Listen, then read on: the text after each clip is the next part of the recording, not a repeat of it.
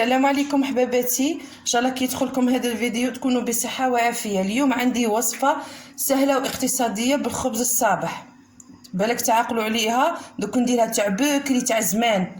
عندنا الخبز صابح تقطعوه هكا دي غونديل، عندنا حبه بيض، عندنا الحليب نص كيس، وعندنا لافاني.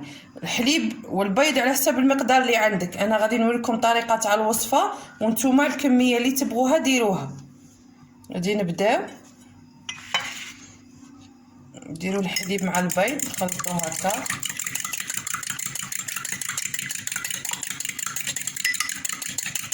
نديروا شويه لافاني. كيما يكون عندك والو في الدار تقدري ديرها وليداتك باش يتقهواو. نديرو هكا خبز نخلوه يتشرب مليح هكا، نحو نزيد معاكم هادي نخلوه يتشرب. كميه تاع الحليب كل ما ديري كميه تاع الخبز شوفيها نشفت زيدي.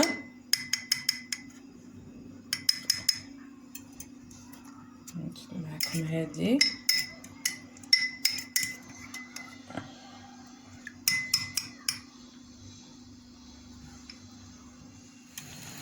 غادي نديروهم يتقلاو، ومن بعد هكا كيكونوا سخونين نرمدوهم في السكر. دوك نديروهم يتقلاو ونولوا مع خواتاتي. هاي حباباتي بعد ما قليناه درت هكا البابي باش يشرب له شويه زيت، بابي ابسوربون. غادي هكاك حامي نرمدوه في السكر. كاين اللي عسله كاين اللي يبغي عسله، بصح هي الوصفه تاعها القديمه هي ترمديه في السكر. هذا كيما يكون عندك والو في الدار، يكون عندك غير الخبز الصابح وحبه بيض ونص كاس حليب في الكونتيتي اللي درتها. اللي يبغي كونتيتي كبيره يزيد البيض ويزيد الحليب، توجور كيما هكا. وهنا في الفيديو خواتاتي راه عندنا غادي ندير زوج وصفات، هذه حلوه والزوجه مالحه هكا. دوك نوريكم في طبق التقديم. هيا حباباتي بعد اللي درتها في طبق التقديم، هذا خبز بكري. اللي تعرف الوصفه تقول لي في لي كومونتير. ها شوفوا كيجي يجي شباب خفيف، حاجه يتقهووا بها ولادك، خفيف ظريف. وما نتمنى تدعموني وشكرا. سلام حباباتي، هذا الجزء الثاني. قبيلات في الجزء الاول درت لكم سكري كخبز بايت سكري. دروك غادي نديرو خبز بايت صالي، يعني بيتزا مطرافيكيا كيما يقولوا، تاع خفيف ظريف. عندنا خبز هذا بطبيعه الحال، عندنا فرماج غابي، عندنا طوماطيس كنت محضرتها، وعندنا زيتون. هذا الطوماطيس اللي بغى طريقه التحضير تاعها تقول لي في لي كومونتير.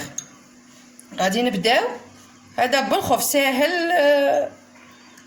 كيما يقولوا تاع الجايحات. هاد البيتزا نديرو الطوماطيس فوق الخبز كيما هكا، نزيدو فوقها الفرماج، نزيدو فوقها الفرماج هكا، ونديرو كاع هاد الكميه. ومن بعد ندخلوها للكوشه.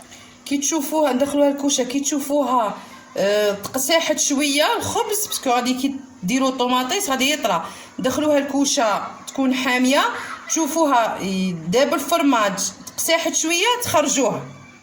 هيا حباباتي بعد لي خرجتها من الكوشه زوقتها بالزيتون والفلفله، وزوقي الزواق اللي عندك الطون اللي كاين. هاي كي خرجت لنا هذه تاع خفيف ظريف، ماشي حاجه كبيره ولا تاع تسلكي وديري حشا لوليداتك ولا فطور ولا، وتجي كروستيونس تجي مليحه شابه. يكون عندك خبز صابح ولا. انا هذه راني دايره السفه، وهادي رافقتها بهادي باسكو بنتي وحده ما تاكلش السفه، تاكل هاد السقايق. هيا قلت نغتنم الفرصه ونوريها لكم. جي بيتزا مطرافيكيا. هاي ما تنساوش حباباتي توجور تدعموني، ما تنساونيش. شكرا، سلام.